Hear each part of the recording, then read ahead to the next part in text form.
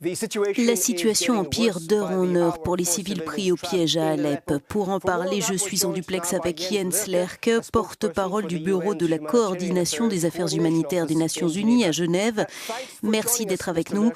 Vous avez décrit la situation à Alep comme un effondrement total de l'humanité. Les forces pro-gouvernementales auraient tué plus de 80 personnes.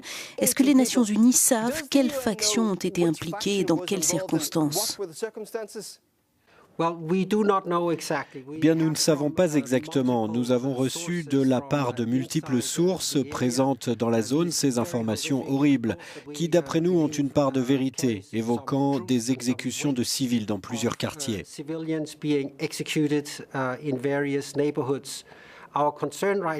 Notre préoccupation majeure actuellement, c'est le sort des milliers de personnes qui sont toujours dans ce qu'il reste de l'est d'Alep assiégé. Nous appelons urgemment toutes les parties à leur permettre, car ce sont des civils, de fuir cette zone. On parle d'exécutions commises par les forces pro-gouvernementales, mais est-ce que vous avez des informations sur des atrocités commises des deux côtés par les rebelles également ? Nous avons effectivement reçu au cours de la semaine écoulée des informations sur des violations du droit humanitaire par toutes les parties dans le conflit, les civils devant être épargnés par les combats, ce qui n'est pas le cas. Il y a eu aussi des informations sur des violations des droits de l'homme des deux côtés. Nous en appelons donc à tout le monde. Qu'avez-vous dit au gouvernement syrien sur sa responsabilité ?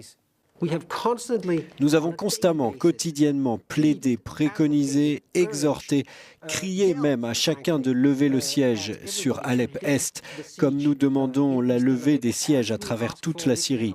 Et donc nous faisons ces demandes avec insistance, mais c'est tout ce que nous pouvons faire.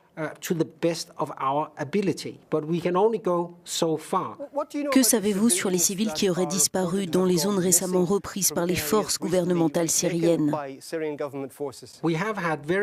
Nous avons eu des informations très inquiétantes concernant des disparitions d'hommes, des hommes en âge de combattre apparemment.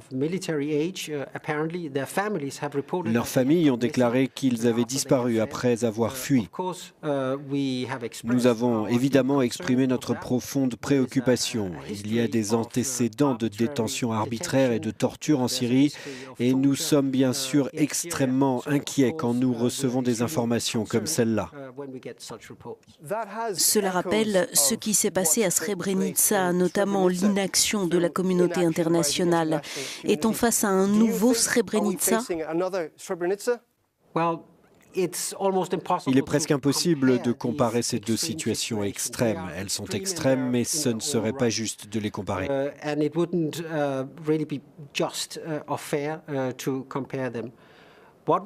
Ce à quoi on assiste depuis bien longtemps maintenant, c'est l'échec politique à trouver une solution négociée à ce qui se passe en Syrie.